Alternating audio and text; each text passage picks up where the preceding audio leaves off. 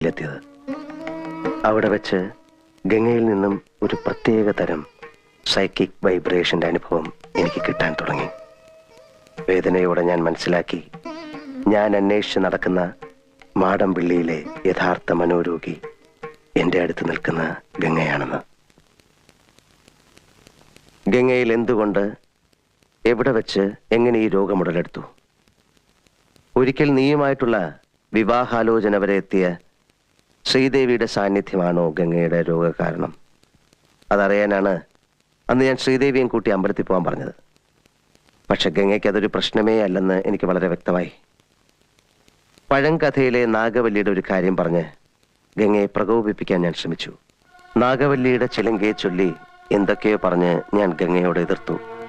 ഗംഗ പ്രതികരിച്ചു, അതിശക്തമായി, അസാധാരണമായി.